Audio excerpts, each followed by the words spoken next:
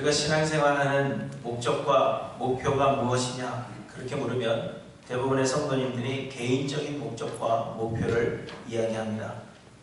아직 어린아이와 같은 신앙을 가지신 분들은 구원을 이루어서 천국에 가는 것이 신앙생활하는 이유라 그렇게 말씀하실 것이고, 또한 세상에서 복을 받는 것이 목적이라 그렇게 대답할 것입니다. 그리고 신앙이 조금 성장하신 분들은 예수 그리스도를 닮는 거룩함을 이루는 것이라 그렇게 대답하거나 하나님의 영광을 드러내는 것이 신앙생활의 목적이다 그렇게 이야기할 것입니다. 물론 이 대답들이 완전히 틀린 대답은 아닙니다. 신앙생활 하는데 우리가 천국을 가지 못한다면 아무런 소용이 없는 것입니다. 또한 하나님은 우리 믿는 자들에게 이 세상에서도 복을 주시는 분이십니다.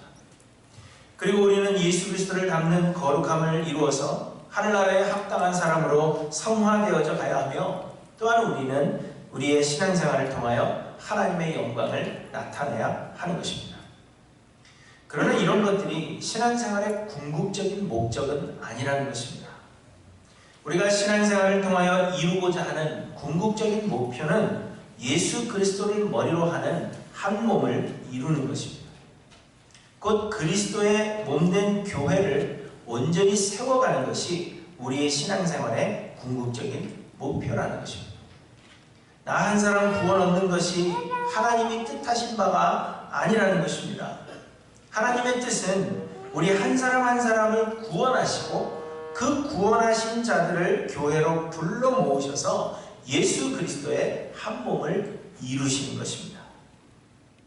그러므로 우리 성숙한 신앙인들은 개인의 목적을 이루는 신앙생활이 아니라 그리스도의 몸이 교회를 세우기 위한 신앙생활을 하는 것입니다. 어떻게 하면 내가 잘 될까? 어떻게 하면 내가 구원을 얻을까? 그것을 생각하는 것이 아니라 어떻게 하면 그리스도의 몸을 세울 수 있을까?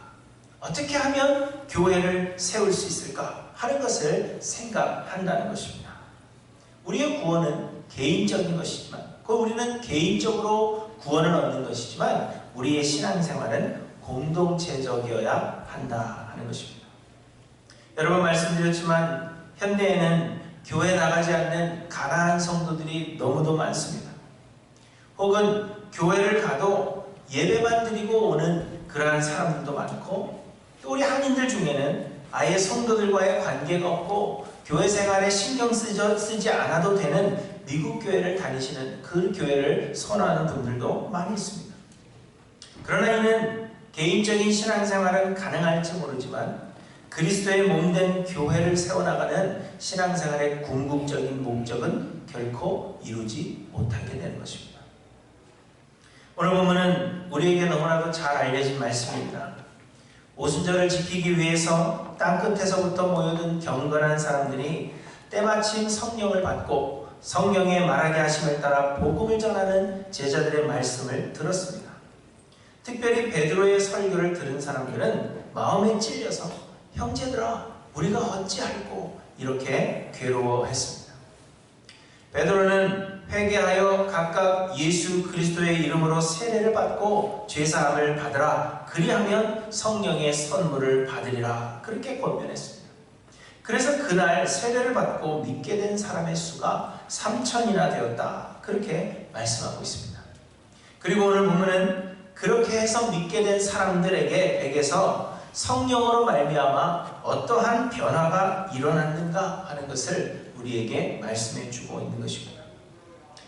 그런데 우리가 오늘 본문에서 주목해야 할 것은 성령의 임하심으로 말미암아 많은 사람들이 예수를 그리스도로 믿게 되었는데 그로 인하여서 교회가 시작되었다 하는 것입니다. 우리는 오늘 본문이 교회의 시작을 말해주는 것으로 그렇게 봅니다.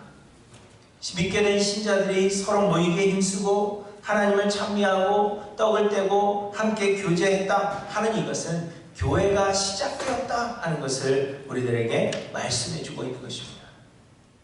너희는 나를 누구라 하느냐 하는 예수님의 질문에 베드로는 주는 그리스도시요 살아계신 하나님의 아들이십니다 이런 훌륭한 대답을 했습니다. 예수님은 베드로에게 내가 이 반석 위에 내 교회를 세우리니 음부의 권세가 이기지 못하리라. 그렇게 말씀하셨습니다.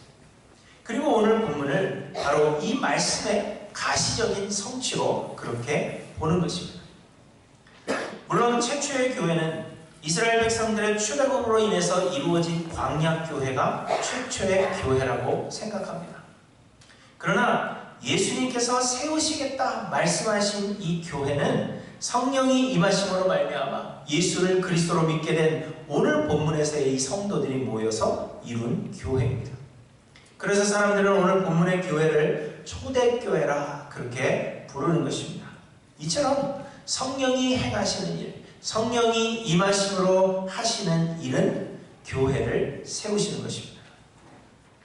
그러므로 사랑하는 성도 여러분, 교회를 세우는 신앙생활 하시는 저와 여러분들이 되시기를 바랍니다.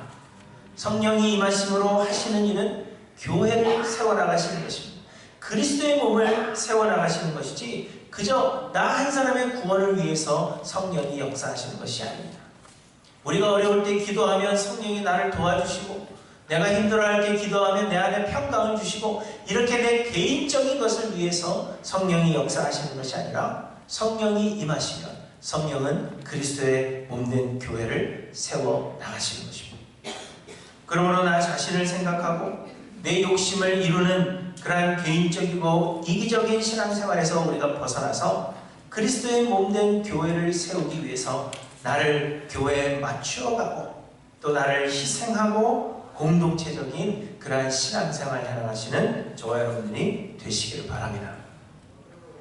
오늘 보면은 성령이 이끄시는 교회, 성령께서 세우시는 교회는 과연 어떠한 모습인가 하는 것을 우리에게 몇 가지로 말씀해 주십니다. 첫째로 성령이 이끄시는 교회는 예수 그리스도를 아는 일에 힘쓰는 교회입니다. 오늘 본문을 보시면 초대교회의 성도들은 42절에 무엇보다도 사도의 가르침을 받았다 그렇게 말씀하고 있습니다. 이 말씀을 좀 더 자세하게 표현하자면 초대교회의 성도들은 사도의 가르침을 받는 일에 헌신하였다라는 의미로 쓰여졌습니다. 그저 대충 배우고 시간이 되면 가르침을 받기도 하고 또 시간이 없으면 받지 못하고 그랬던 것이 아니라 다른 무엇보다도 사도들의 가르침을 받는 것을 삶의 최우선으로 두었다 하는 것을 오늘 본문이 말씀하고 있는 것입니다.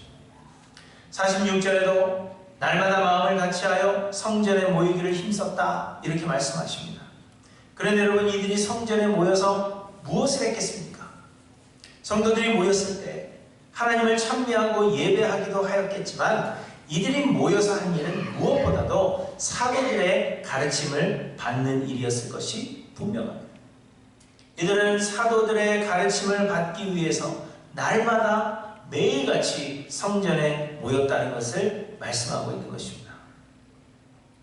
그런데 우리가 생각해 보아야 할 것은, 그러면 이들이 사도들에게서 가르침을 받은 그 내용이 과연 무엇이었을까 하는 것입니다. 성도들이 사도들에게서 배운 것은 예수가 곧 우리를 죄에서 구원하실 하나님께서 보내신 유일한 그리스도시오, 우리의 삶의 유일한 주인이라 하는 그 사실을 배웠을 것입니다. 사도들은 새로 믿게 된 성도들에게 자신들의 지식이나 혹은 세상의 지식, 세상을 살아가는 방법, 이러한 것들을 가르치는 것이 아니라 하나님의 말씀, 곧 성경을 가르쳤을 것입니다. 그런데 사도들이 가르친 이 성경은 곧 구약 성경을 말하는 것입니다. 당시에는 신약 성경이 기록되어 있지 않았기 때문에 사도들은 구약 성경을 성도들에게 가르친 것입니다. 그런데 예수님의 제자들이 성령을 받고 복음을 전했을 때 새로 믿게 된 사람들은 이방인들이 아니라 경건한 유대인들이었다 그렇게 말씀하고 있습니다. 2장 5절에 보시면 오순절에 예루살렘에 머물던 사람들이 경건한 유대인들이었다 그렇게 말씀하고 있습니다. 2장 10절에도 보시면 이들이 여러 지방에서부터 온 나그네 곧 유대인과 유대교에 들어온 사람들이라 그렇게 표현하는 것을 보게 됩니다. 이방인들이 예수를 믿은 것이 아니라 처음 베드로가 복음을 전할 때 성령이 임하여서 복음이 전파되어질 때 그때 예수를 믿게 된 사람들은 유대인들과 또 유대교에 들어온 사람들이었다. 그것을 말씀하십니다. 곧 이들은 모두 구약 성경에 대해서 잘 알고 있는 사람들이요, 또한 하나님께서 메시아 곧 그리스도를 보내주실 것에 대해서도 잘 알고 있었던 사람들이라 하는 그러한 의미입니다. 그런데 문제는 이 유대인들은 하나님께서 약속하신 그리스도가 바로 예수님이라 하는 그 사실을 알지 못했습니다. 그리고 하나님께서 메시아를 보내주셔서 회복할 그 하나님의 나라가 이 땅에 임하는 하나님의 나라가 아니라 우리의 마음속에 먼저 임하고 하나님께서 예비하실 새 하늘과 새 땅이라 하는 그 사실을 이들은 알지 못했던 것입니다. 그래서 사도들은 새로 예수를 믿게 된 신도들, 곧 경건한 유대인들과 유대교에 들어온 사람들에게 구약 성경을 통하여 하나님께서 말씀하신 메시아, 그 그리스도가 바로 예수님이시라 하는 그 사실을 가르쳐야 했다는 것입니다. 구약 선지자들이 예언한 그분이 바로 예수님이신 그 증거를 사도들은 가르쳤고, 새로운 신자들은 십자가에 달려 죽었다가 부활하시고 승천하신 예수님께서 바로 하나님께서 주와 그리스도가 되게 하신 그분이라 하는 것을 알아가는 일에 헌신한 것이라는 것을 우리에게 말씀하고 있는 것입니다.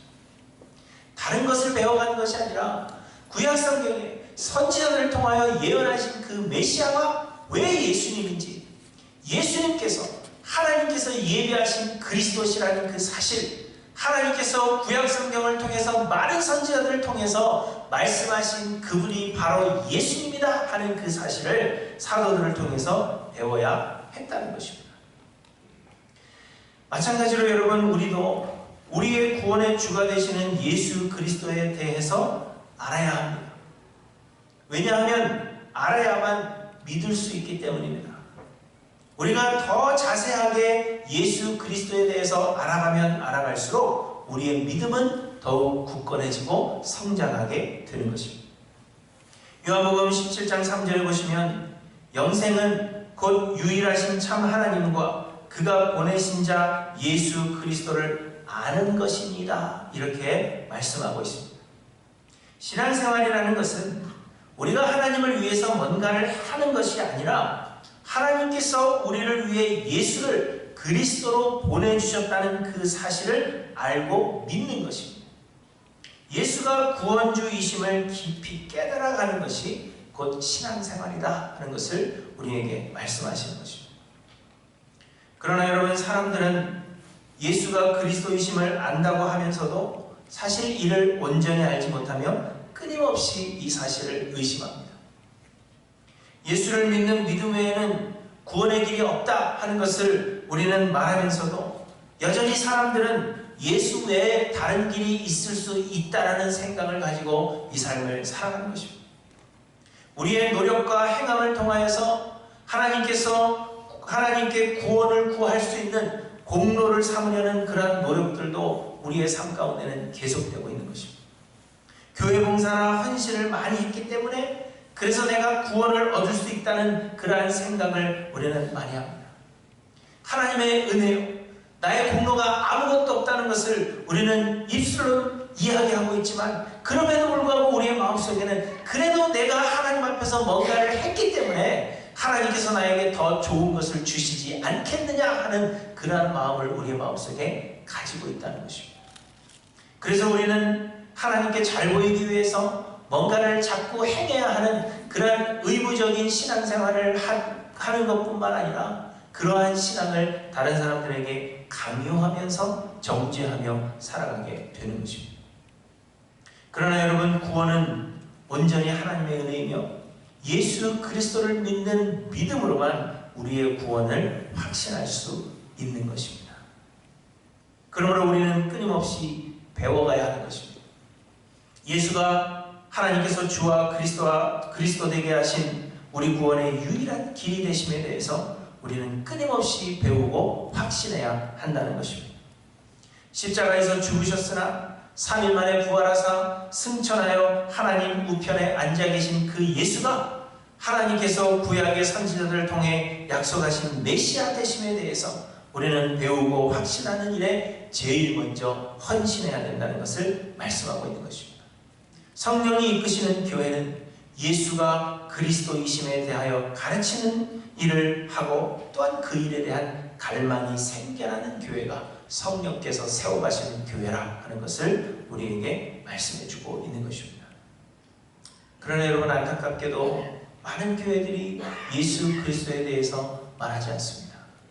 많은 교회들이 어떻게 세상을 잘 살고, 어떻게 세상에서 복받으며 살고, 어떻게 우리가 편안하게 살 것인가, 그러한 것들에 대해서 이야기하고 그러한 것들을 말하지만 예수가 하나님께서 예비하신 유일한 구원의 길이 되시며 예수를 믿어야 한다는 것에 대해서 말하지 않는 교회들이 너무나도 많다는 것입니다.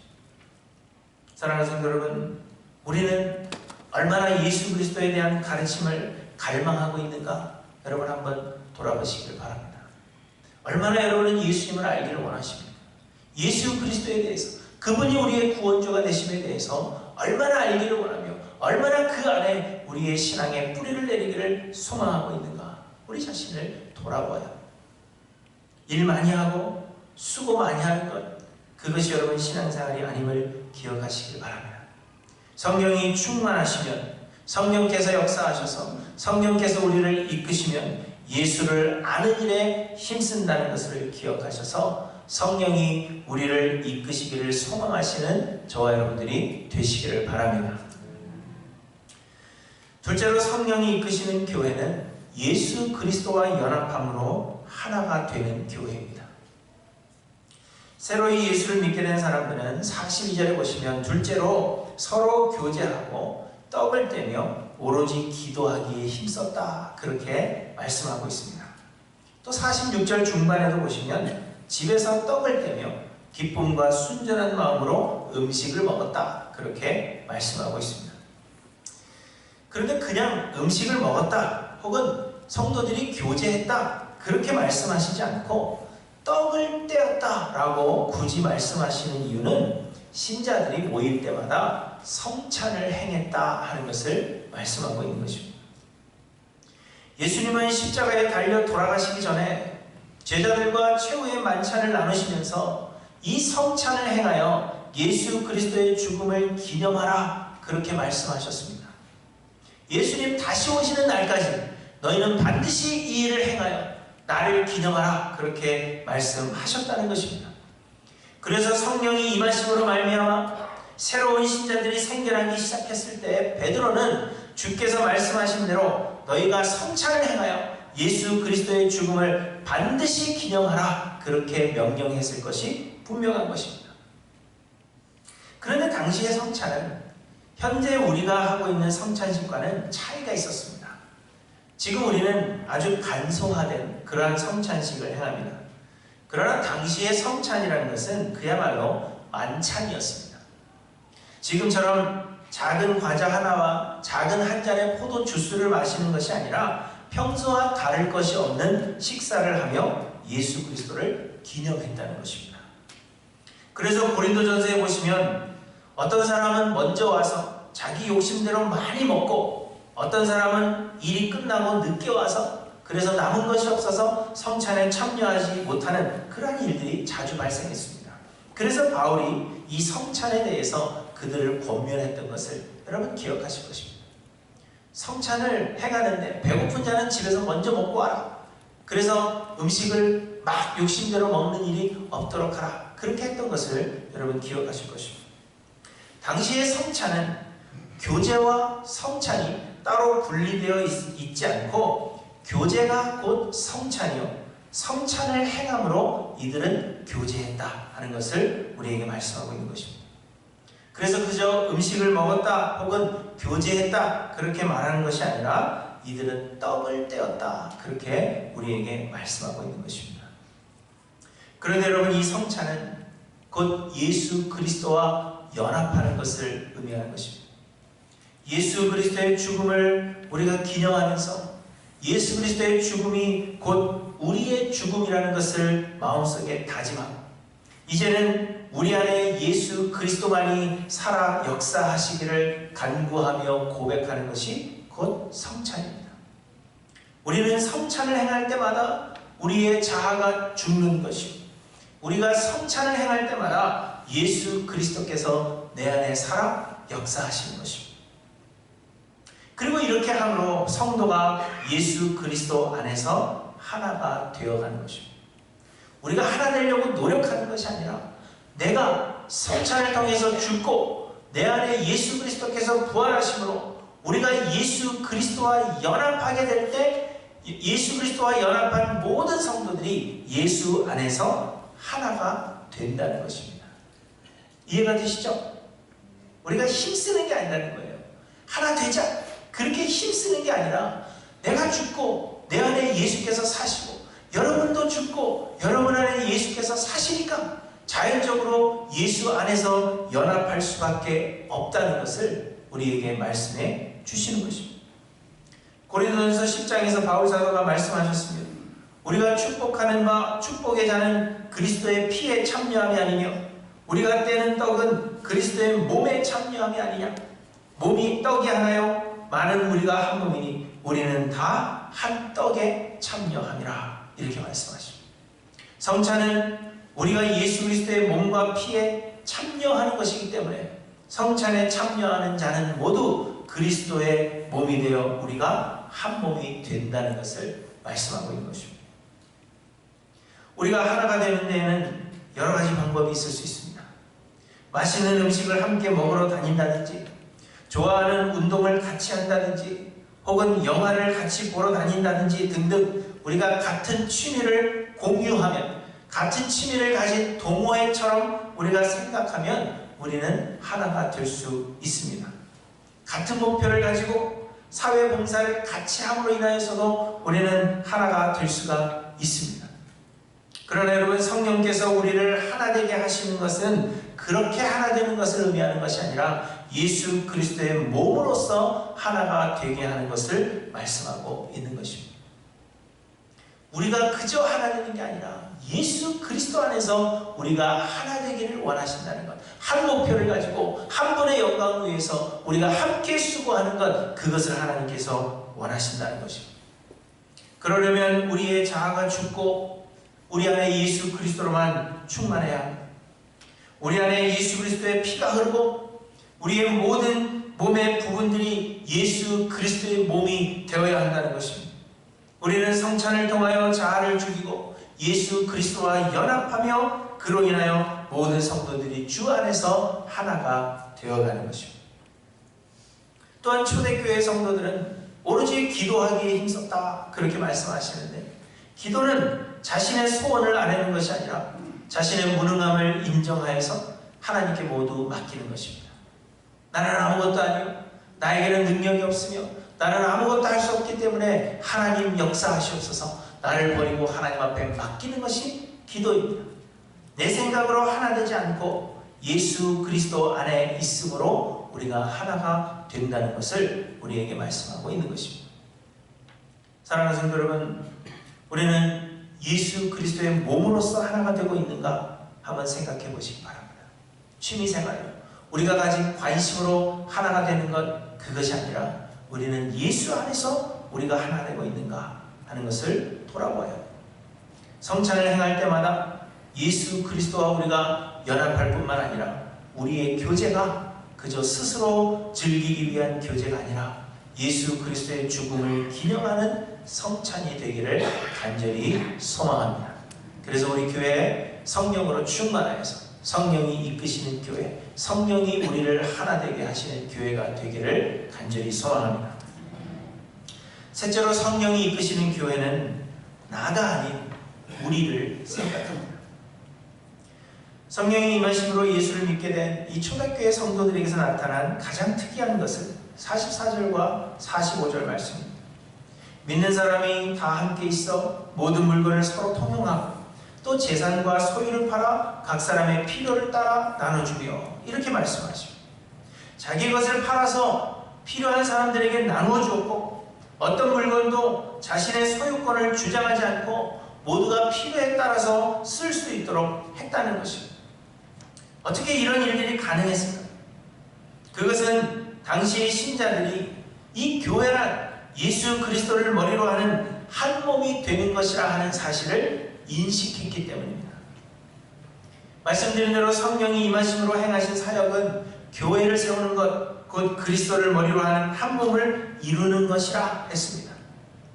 그래서 자기 자신이 구원을 얻는 것이나 자기 자신이 복을 받는 것이 우리의 신앙의 목표가 아니라 그리스도의 몸을 세우는 것이 신앙생활의 목표여야 한다 하는 것을 사도들의 가르침을 통해서 이들은 배웠을 것입니다. 그런데 이것이 하나의 이상이나 혹은 생각으로 그친 것이 아니라 성령이 역사하심으로 말미암아 신자들이 실제로 한 몸이 되었다는 것을 말씀해 주고 있는 것입니다. 모든 신자들이 서로가 연결된 한 몸의 여러 부분들이라 하는 이 사실을 인식하고 그들의 삶에 받아들였다는 것입니다.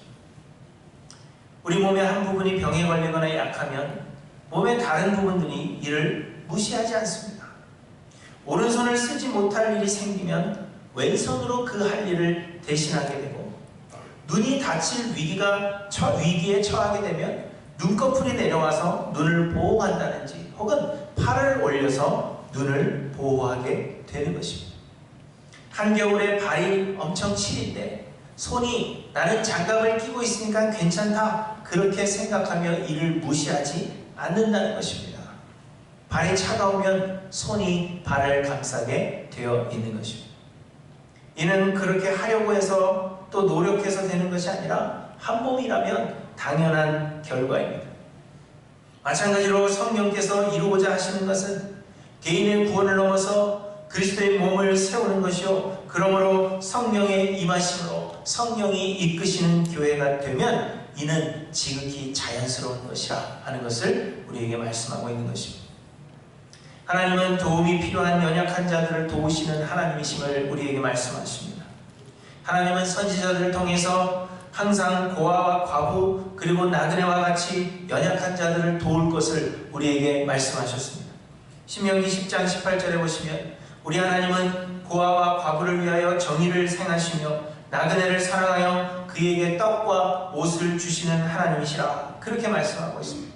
시편 146편에 보시면 여호와께서 나그네들을 보호하시며 고아와 과부를 붙드신다 그렇게 말씀하셨고, 야고보서 1장 27절에는 하나님 앞에서 정결하고 더러움이 없는 경건은 곧 고아와 과부를 그 환난 중에 돌보는 것이라 그렇게 우리에게 말씀하고 있습니다.